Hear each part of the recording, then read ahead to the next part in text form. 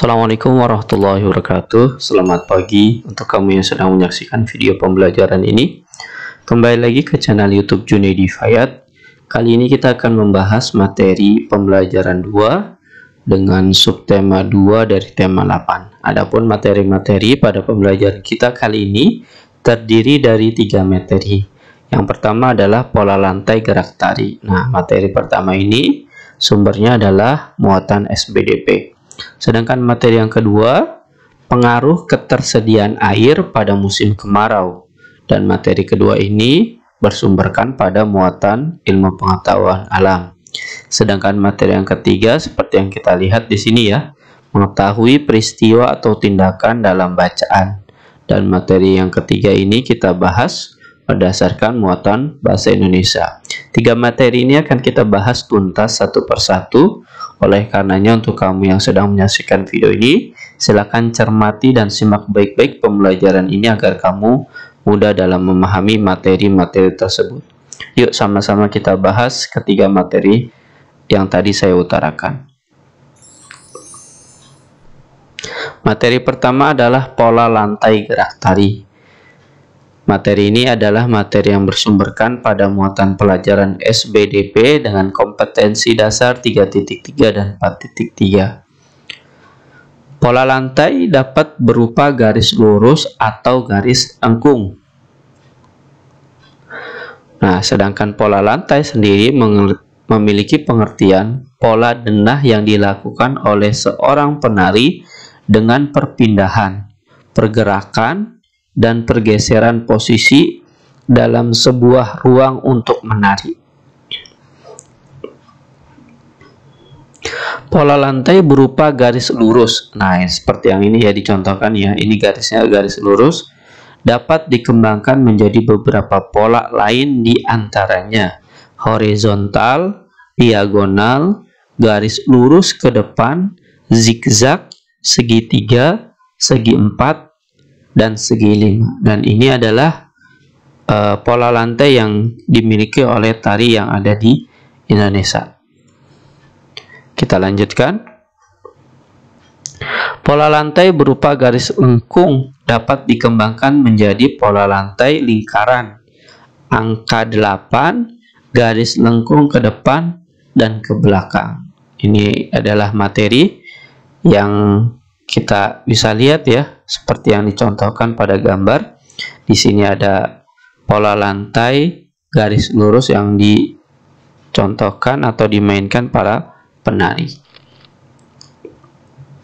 Adapun beberapa contoh bentuk garis pola lantai dalam gerak tari. Yang pertama adalah pola lantai diagonal. Ini gambarnya ya. Gambarnya dari A, B, C, D, E. Bentuknya diagonal seperti yang tertera pada tanda panah yang ada di gambar. Kemudian pola lantai segi 5, bentuknya menyerupai atau serupa dengan bangun datar segi 5. Jadi posisinya sesuai dengan yang ada di huruf abjadnya, A, B, C, D, E. Yang ketiga adalah pola lantai vertikal. Nah, pola lantai vertikal ini seperti ini, walaupun bentuknya lingkaran tapi namanya dia pola lantai vertikal. Ini adalah contoh-contoh bentuk garis pola lantai dalam gerak tari yang ada di Indonesia. Untuk lebih lengkapnya seperti yang kita lihat ya saat ini di slide yang ini, terdiri dari bentuk pola lantai dari gerak yang dilalui penari. Nah, bentuknya ada 6. Nah, ada penari bergerak melalui garis lurus ke depan, ini tandanya ke depan ya. Kemudian penari bergerak melalui garis diagonal. Kemudian penari bergerak melalui garis horizontal seperti ini, jadi kanan menuju ke kiri. Kemudian yang D, penari bergerak melalui garis diagonal seperti ini ya. Gambarnya ke arah diagonal tengah-tengah. Penari bergerak melalui garis lurus ke depan. Nah, dari tengah-tengah ke depan. Kemudian penari bergerak melalui garis lingkaran. Nah, bentuknya begini. Jadi dia dari sini dia bergerak melingkar menuju ke tempat titik yang di sini. Sedangkan bentuk pola lantai yang dibuat penari, nah seperti yang tadi sebenarnya sudah Kita lihat dan kita bahas ya sedikit. Ini bentuknya adalah diagonal. Kemudian yang ini membentuk pola lantai segi 5. Sama seperti yang tadi. Formasi penari membentuk pola lantai garis lurus ke depan. Ini yang ada pada contoh yang ada pada slide sebelumnya. Kemudian formasi penari membentuk pola lantai zigzag. Nah, ini zigzag maksudnya.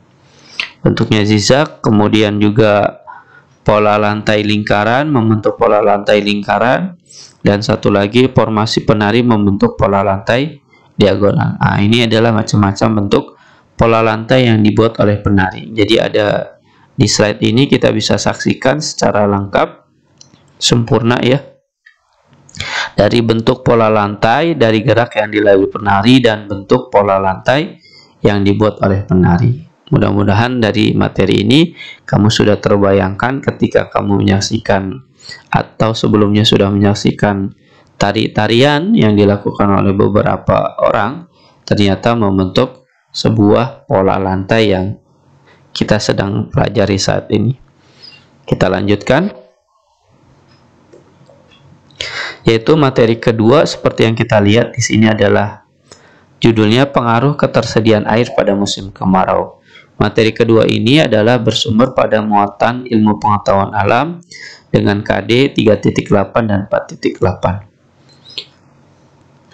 Seperti yang kita lihat, gambarnya di sini adalah benar-benar pengaruh dari musim kemarau. Di mana pengaruhnya? Nah, seperti yang kita lihat ya, di sini tanahnya sangat-sangat kering.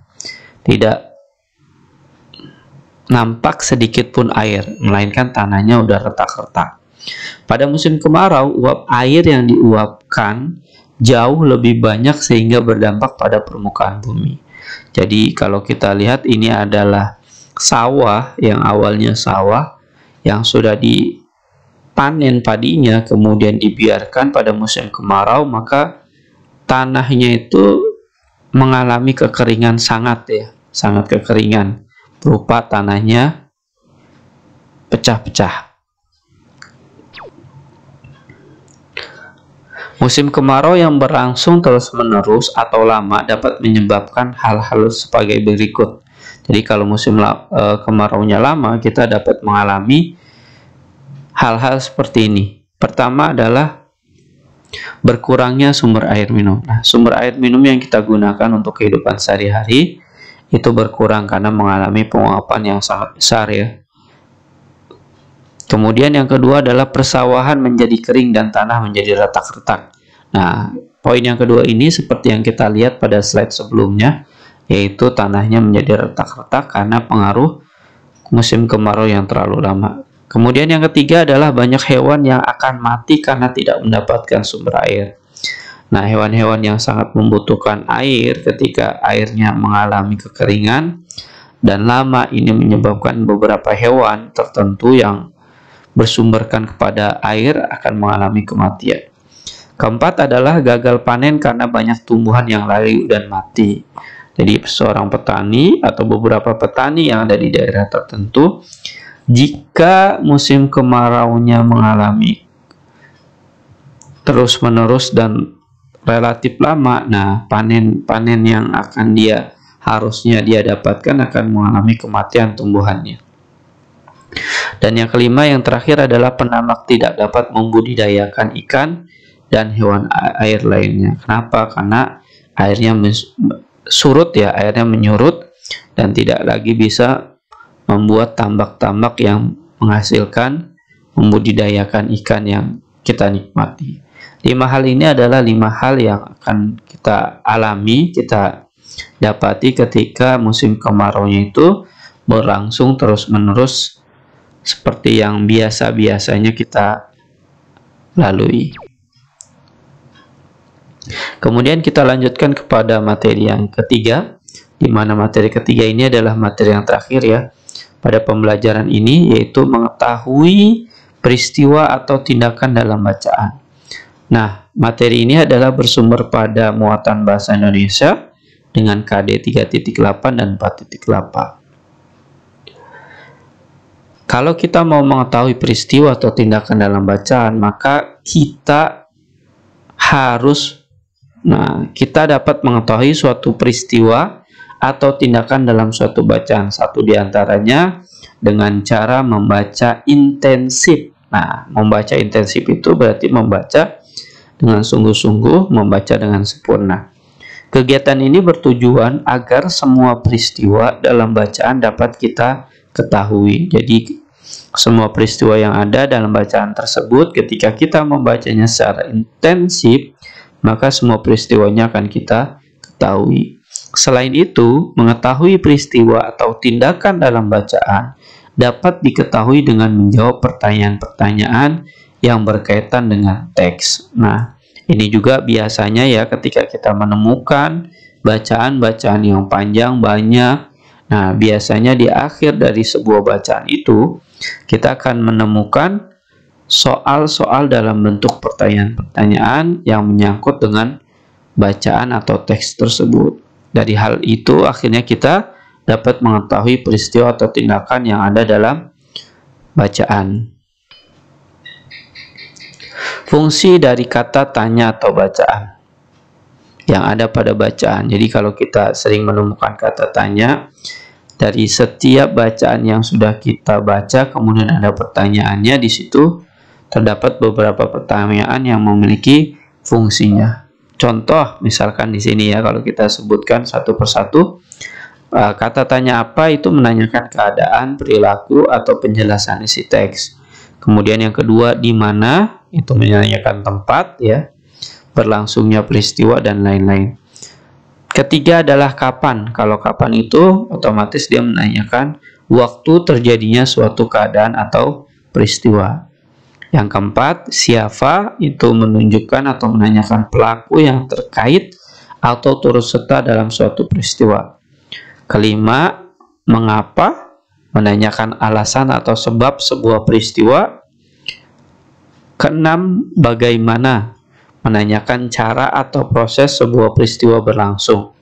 Dan yang terakhir adalah berapa. Berapa itu fungsinya adalah untuk menanyakan banyak, jumlah atau satuan, dan berupa angka. Nah, tujuh kata tanya ini adalah yang kita sering temukan dalam setiap pertanyaan-pertanyaan soal yang terkait, yang ada di dalamnya ada sebuah bacaan. Mudah-mudahan dari fungsi dari kata tanya ini yang kita saksikan, kita baca saat ini, dapat menambah wawasan kamu nih dari fungsi-fungsi macam-macam kata tanya yang kita pelajari saat ini.